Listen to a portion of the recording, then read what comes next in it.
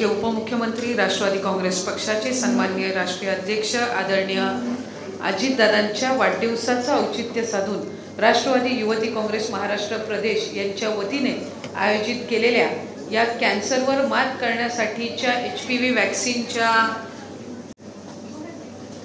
लसीकरण कार्यक्रमाच्या मोफत लसीकरण कार्यक्रमाच्या प्रसंगी या ठिकाणी उपस्थित असणारे कार्यक्रमाचे अध्यक्ष मंत्रिमंडळातील माझे वरिष्ठ सहकारी सन्मान्य नरहरी झिरवळ साहेब, आवर्जून ज्यांचं मनोगत या ठिकाणी आपण सर्वांनीच ऐकलं ते क्रीडा युवक कल्याण व अल्पसंख्याक विभागाचे सन्मान्य मंत्री माणिकराव कोकाटे साहेब, राज्याचे प्रवक्ते माजी खासदार आदरणीय आनंददादा परांजपे, प्रदेशच्या प्रवक्त्या वैशालीताई नागवडे, पुण्याच्या कार्याध्यक्ष रुपालीताई ठोंबरे,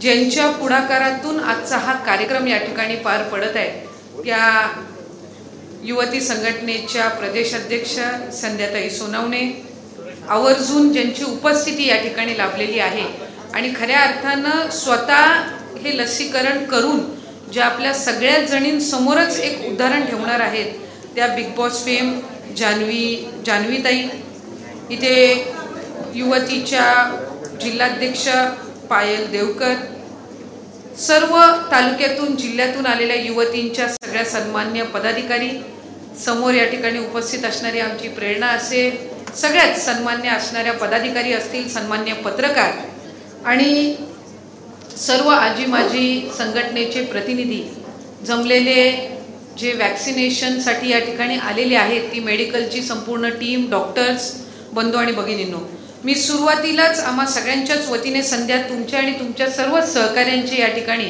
मनापासूनचे अभिनंदन करते की आपण हा अतिशय स्तुत्य उपक्रम आदरणीय दादांच्या वाढदिवसाच्या निमित्ताने राबवला।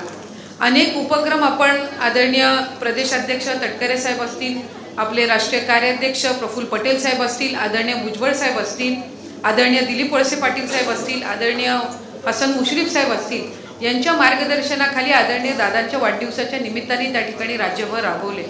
पण युवती संघटना म्हणून कोणता उपक्रम हाती घ्यावा तर आपण ह्या HPV वॅक्सिनेशनचा या ठिकाणी घेतला, याचा आवर्जून मला या ठिकाणी अभिमानी आहे, आनंदही आहे। माझी खात्री आहे की माझ्या आधी वैशालीताईंनी या ठिकाणी मनोगत व्यक्त केलं, आम्ही जेवढा या संघटनेचा जवळून प्रवास केलेला आहे तितक्याच जवळून त्यांनी या संघटनेचा अनुभव घेतलेला आहे। कारण ज्या वेळेला 2012 मध्ये ही संघटना स्थापन करण्यात आली त्यावेळेला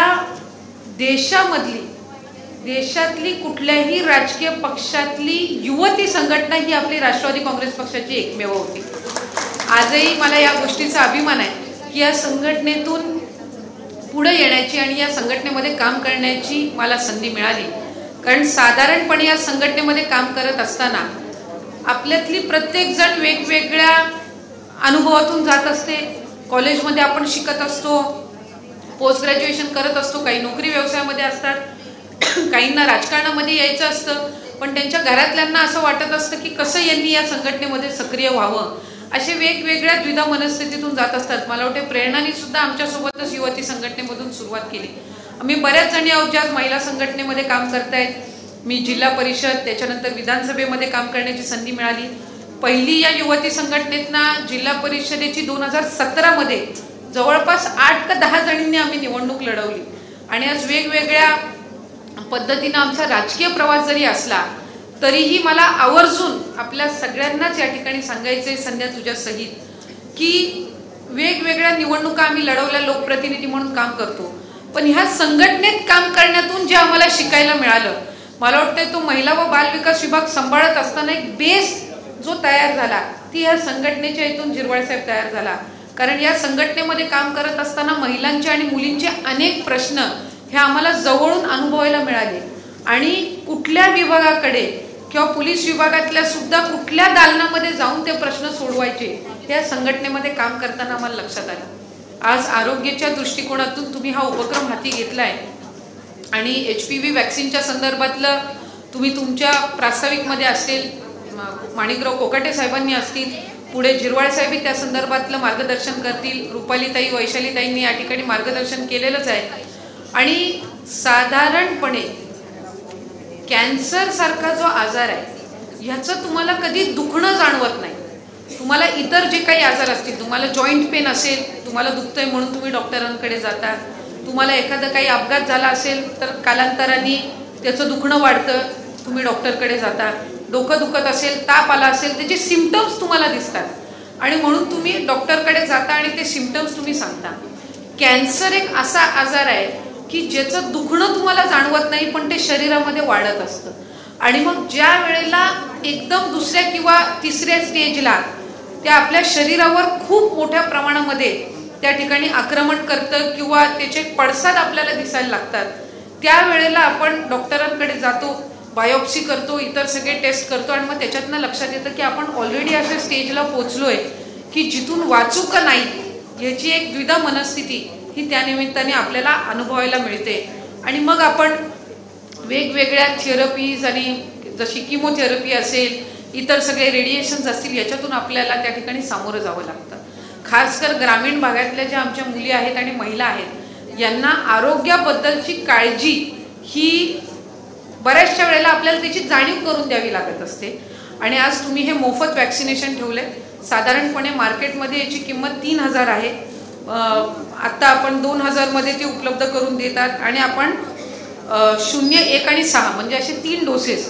आज एक डोस होईल, 1 महिन्यानंतर परत याच म्हणजे लाभार्थ्यांचा म्हणजे ज्यांना आज वॅक्सिन कराल त्यांचा 1 महिन्याने सेकंड डोस असेल आणि 6 महिन्यानंतर परत तुमचा तिसरा फायनल डोस असेल.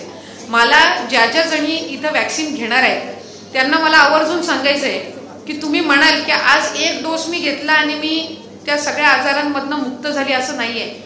जिथपर्यंत जसं कोविडचं वॅक्सिनेशन पहिला डोस आणि सेकंड डोस घेतला तरच आपण त्याच्यातनं सुरक्षित राहू शकत होतो, तसं याच्यामध्ये सुद्धा तुमचे 3 डोसेस जिथपर्यंत कंप्लीट होत नाहीत तिथपर्यंत ते सगळं वॅक्सिनेशनचं सायकल पूर्ण होत नाही.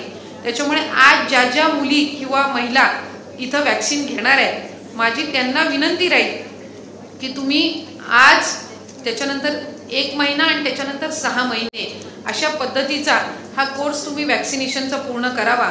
माझी खात्री आहे की जे आज तुम्हाला लस देतील ते तुम्हाला एक कार्ड सुद्धा देतील की तुमची पुढची ड्यू डेट वॅक्सिनची कधी असणार आहे आणि पुढच्या 1 महिन्यानंतर घ्यायला जाल त्यावेळेला 6 महिन्यानंतरची कधी असणार आहे. तर प्रत्येक जण तुमची आता इथं युवती आहे, महिला स्मार्टफोन वापरते, तुमच्या मोबाईलमध्ये तुम्ही ही रिमाइंडर सेव्ह करा म्हणजे तुम्हाला वॅक्सिनच्या आदल्या दिवशी अलार्म वाजला पाहिजे की मला उद्या त्या वॅक्सिनसाठी जावं लागणार आहे किंवा मला ते घ्यायचं आहे. जर तुमचं ह्या तिन्हीपैकी एकही वॅक्सिन चुकलं तर तुमच्या आधीच्या 2 वॅक्सिनचा काही उपयोग होणार नाही.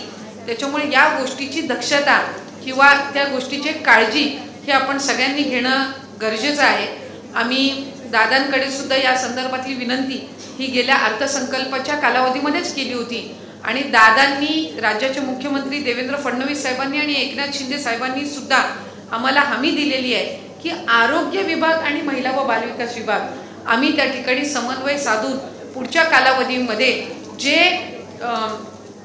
आर्थिक दुर्बल असे घटक आहेत यांच्यासाठी हे वॅक्सिन उपलब्ध करून देण्याच्या दृष्टिकोनातून सरकार हे प्रयत्नशील आहे आणि माझी खात्री आहे की महायुतीचं हे सरकार पुढच्या कालावधीमध्ये हे वॅक्सिन ज्या दुर्बल घटक आहेत त्यांना मोफत पद्धतीने आपण उपलब्ध करून देऊ. पण ते उपलब्ध होईपर्यंत या वेगवेगळ्या उपक्रमातून आपण त्या ठिकाणी त्या महिलांपर्यंत किंवा युवतींपर्यंत हे पोचवत आहोत याची निश्चितपणाने मला सुद्धा एक समाधान आहे, एक आनंद आहे. आज जान्हवीताई ज्या आहेत बिग बॉस फेम आहेत, टॉप 5 मध्ये त्या होत्या, आज त्या एक उदाहरण आपल्यासमोर सेट करत आहेत. जसं आपण आपल्या नेतृत्वाचं ऐकत असतो तसं युवती असतील किंवा महिला असतील यांच्यामध्ये सेलिब्रिटीचं एक वेगळं आकर्षण असतं. पण त्या सेलिब्रिटीवर ज्या वेळेला आपण फॅन्स म्हणून त्यांना सन्मानित करत असतो किंवा आपण त्यांना फॉलो करत असतो तसं एक चांगलं उदाहरण ते आज आपल्या सगळ्यांसमोर ठेवत आहेत जेणेकरून तुम्हाला सगळ्यांना सुद्धा प्रोत्साहन मिळावं. त्यांच्यासारखी एक भगिनी हे वॅक्सिन घेऊन आज आपल्यासमोर उदाहरण देते की हे HPV वॅक्सिन किती महत्त्वपूर्ण आहे. त्यामुळे मी त्यांचं सुद्धा आपल्या सगळ्यांच्या वतीने स्वागत करीन. त्यांच्या पुढच्या कलाक्षेत्रातल्या कारकिर्दीसाठी सुद्धा आमच्या सगळ्यांच्या वतीने मनापासूनच्या शुभेच्छा या निमित्ताने देते. अशाच पद्धतीनं राज्याचं नाव आपण कलाक्षेत्रामध्ये पुढे नेत असताना देश पातळीवर सुद्धा आपल्याला पुढेही अशा पद्धतीनं आपल्या क्षेत्रामध्ये नाव उज्ज्वल करण्याची त्या ठिकाणी संधी मिळावी अशीच मी या निमित्ताने सदिच्छा व्यक्त करते। पुन्हा एकदा संध्या तुम्ही असाल, तुमच्या सर्व जिल्हा अध्यक्ष असतील, तुमची सर्व युवतींची टीम असेल, यांना आम्हा सगळ्यांच्या वतीने मी मनापासूनच्या शुभेच्छा देते। एक अतिशय स्तुत्य उपक्रम हा तुम्ही राबवलेला आहे, त्याबद्दल खऱ्या अर्थानं प्रत्येक संघटनेसमोर तुम्ही हे उदाहरण ठेवलेलं आहे आणि हे उदाहरण अशाच पद्धतीनं आपण पुढे सुद्धा याचा विस्तार कसा करता येईल यासाठी आपण सगळ्यांनी मिळून प्रयत्न करूया। मी सबंध युवतींच्या वतीने, महिलांच्या वतीने सुद्धा आदरणीय दादांना त्यांच्या 66व्या वाढदिवसाच्या निमित्ताने शुभेच्छा देत असताना आपल्या या नेतृत्वाला निरोगी आयुष्य लाभावं आणि ज्या उच्च पदावर आपण सर्वच जण त्यांना पाहायचं स्वप्न त्या ठिकाणी बघत आहोत ते पुढच्या कालावधीमध्ये आपल्याला साकारता यावं अशी एक क्षमता संघटने म्हणून आपल्याला मिळावी अशीच या निमित्ताने सदिच्छा व्यक्त करते। पुन्हा एकदा आपल्या सर्वांच्या वतीने दादांना शुभेच्छा देते, आपल्या संघटनेचे आभार मानते आणि या स्तुत्य उपक्रमामध्ये आपण मला सहभागी होण्याची संधी दिली त्याबद्दलही आपले ऋण व्यक्त करून थांबते। धन्यवाद। जय हिंद, जय महाराष्ट्र, जय राष्ट्रवादी। खूप खूप धन्यवाद ताई। असंच तुमचं